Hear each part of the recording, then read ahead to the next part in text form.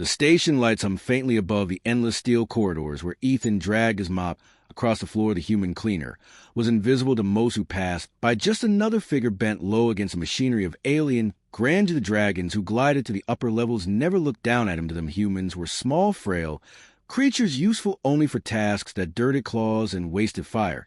But Ethan did not resent them. He moved quietly, performing his duty with a patience that belonged to someone who had grown used to being overlooked. One night, while scrubbing the edge of the biodome, he heard a sound like broken breath. A small shape curled beneath the roots of an artificial tree, a young dragon, scales dull, like stone wings half folded, and trembling. Ethan set down his mop. He had seen this one before, the silent one, the mute child who never roared or spoke. He was Kale, the disappointment, whispered about by his kind, a dragonling who carried a curse. Ethan approached slowly, his boots crunch against the soil, and the boy lifted his head, eyes wide silver. And wet Ethan knelt low enough that their gazes met for a long moment. Neither moved. Ethan spoke. First his voice was soft, a ripple of sound against the stillness.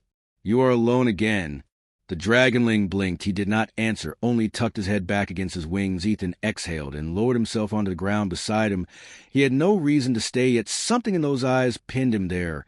They reminded him of mirrors he had once avoided when his own silence was heavy with shame. He took out his rag and twisted it between his fingers in nervous habit. Then he spoke again. "My name is Ethan.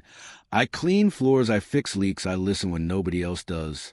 Kale twitched at the rhythm of the words. The boy did not speak, but his head tilted, as if measuring the sound. Ethan recognized the spark. He leaned closer. "You understand me, don't you?" A slow nod, barely more than a breath. Ethan smiled for the first time in weeks. It was a fragile thing, a human grin beneath the shadows. He picked up a loose pebble from the soil and held it out. The dragonling hesitated, then accepted it. His claws closed around the stone, as if it were treasure. Ethan whispered, "Stone." Kale stared, his lips parted, but no voice emerged, only the soft rasp of air. Ethan was patient, he repeated, "Stone." Kale shifted shoulders, trembling. He closed his eyes, but still no word came. Ethan did not push. He only stayed beside him until the child stopped shaking together. They sat in silence, two forgotten lives bound by an unspoken need. Days turned to weeks. Ethan returned night after night. His cleaning shift stretched long, but always he found his way back to Biodome. Kale waited, each time half hidden, but brighter than before. Ethan taught him sound, the hiss of esterol, of art, a hard tap of tea. Kale failed, and failed again. Frustration made his claws dig trenches into the dirt.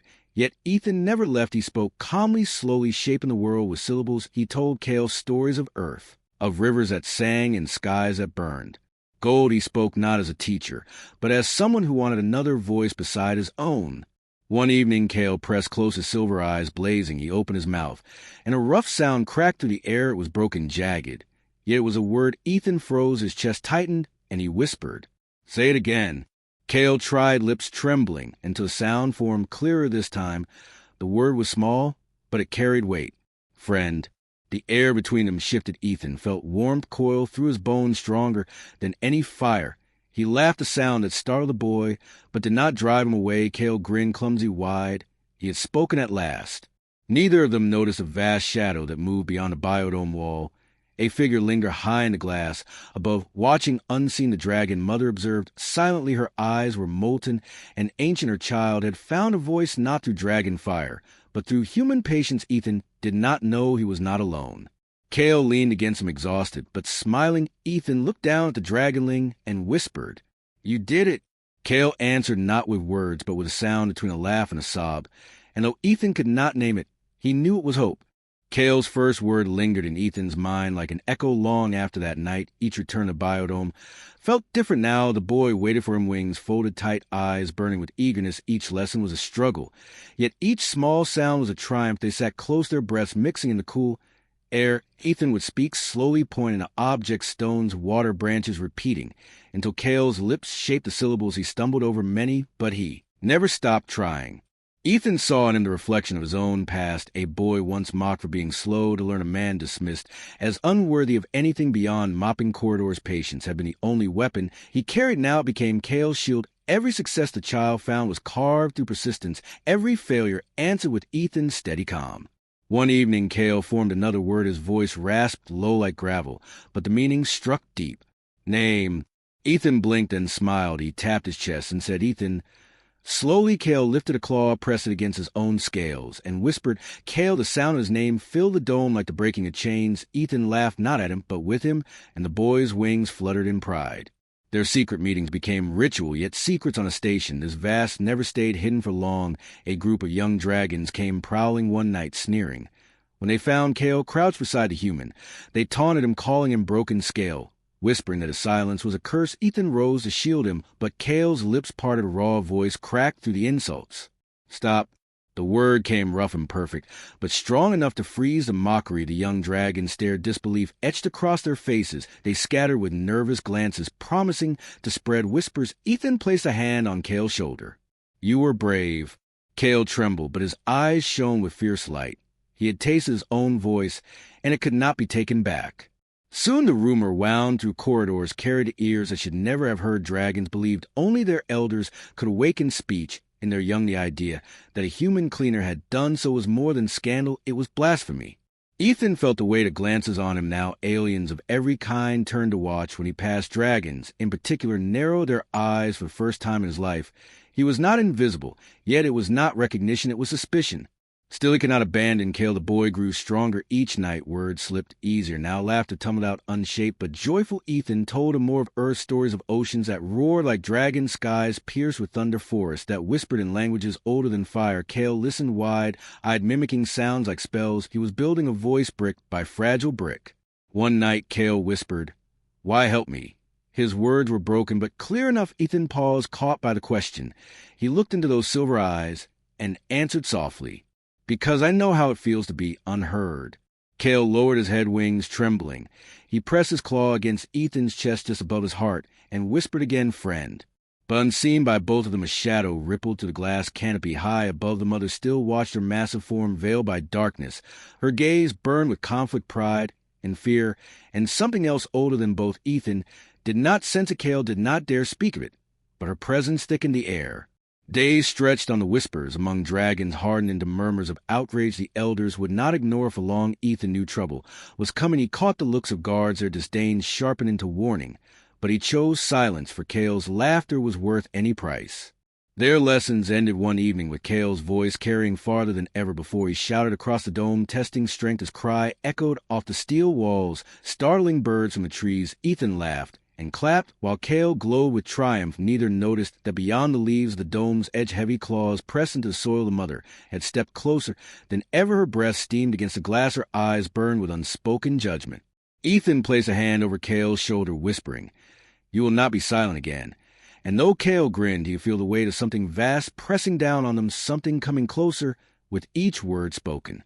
Kale's voice grew stronger with each night. His words no longer cracked with hesitation.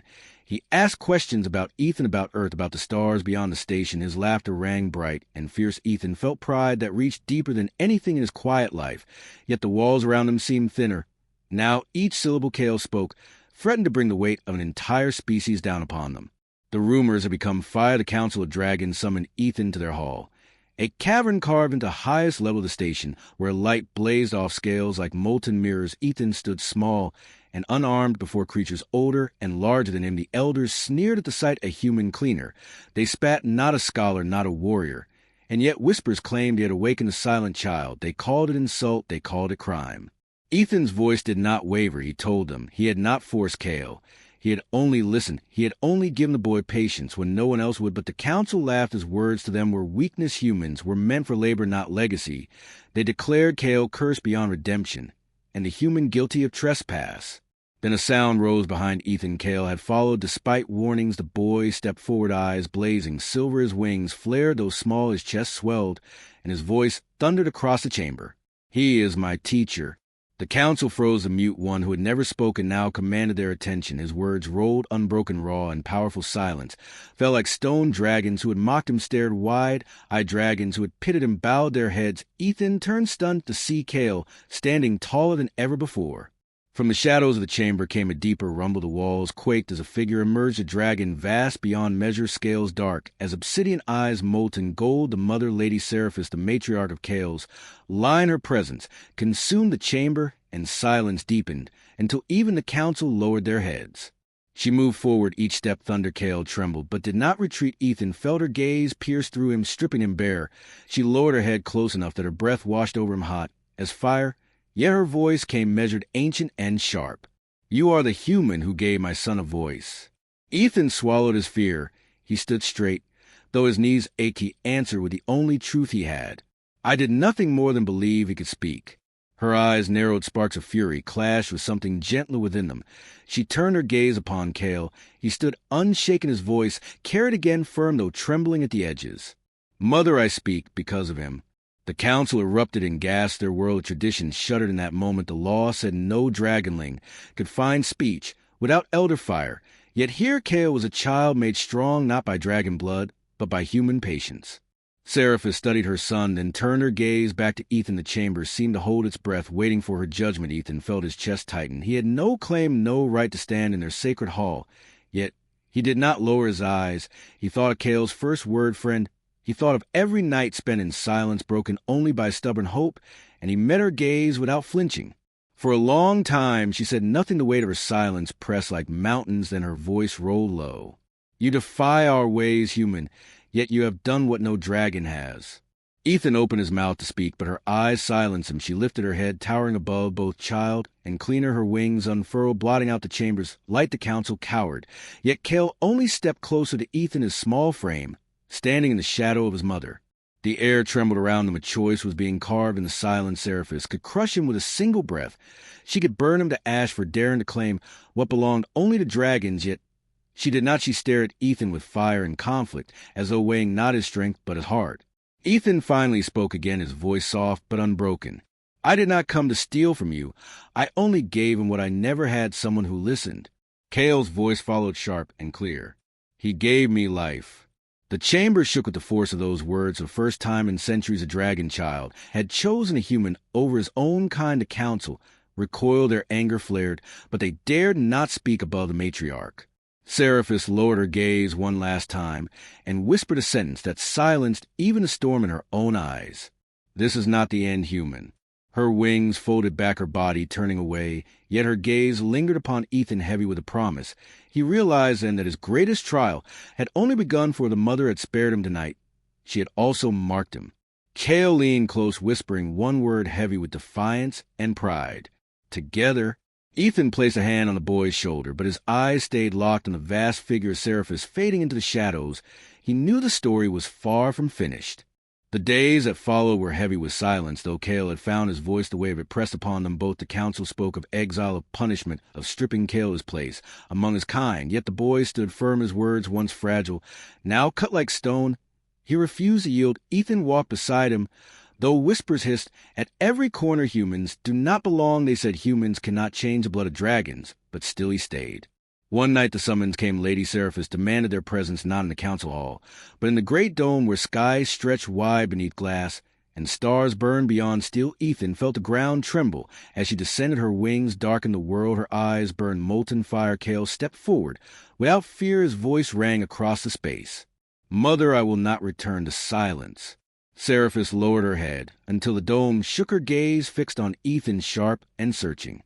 You gave him words. Ethan met her stare, though his heart thundered. He nodded once. I gave him patience, I gave him belief. He gave himself the rest. Her eyes narrowed, her tail swept the earth, as though she weighed the cost of mercy against the demand of tradition. The council gathered at the edges, watching, waiting for judgment. Cale's claws dug into the soil. He trembled, yet stood tall. Without him, I would still be nothing. Cale cried, his voice cracked with force. Without him, I would still hide. The dome echoed with his defiance. Dragons shifted uneasily, for they could not deny the truth they heard in his tone. The mute one was mute no longer, and no elder could claim the honor of awakening him. Only a human had done this. Seraphis turned slowly, her wings rose vast and endless. The council bowed low, waiting for her decree. Her voice fell heavy as mountains. A human cleaner dared to shape what dragons could not. Ethan swallowed. He stepped forward, though smaller than her shadow. He spoke again. I never sought to shape him, I only saw him. For a heartbeat silence ruled, then the mother's gaze softened just enough to break the tension. She looked upon her son, his scales catching light, his chest rising with pride. For first time in centuries, a dragon child had found voice through love, not lineage. Seraphis thundered her verdict. Then let all witness the voice of Kale is his own, and no law will strip it away. The council erupted, some in outrage, some in awe, their order fractured, yet none dared oppose or Kale. Cried out a roar of joy, the first true roar of his life.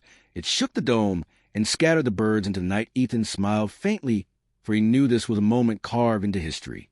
But Seraphis was not finished. She lowered her gaze upon Ethan one last time. You have done what should have been impossible, human. You have awakened more than a child. You have awakened doubt in every law we hold. Her words were not praise, they were warning. Yet beneath them lay something else, a recognition that would never fade. Ethan bowed his head, not in submission, but in quiet respect. I did only what anyone should do. Listen. Kale pressed close, his voice soft yet fierce. Together, the mother turned her eyes to the stars above them. The dome glimmered, and for the first time Ethan saw wonder in her gaze, not only fury. She had watched him all along. She would watch him still, not as prey, not as pest, but as possibility.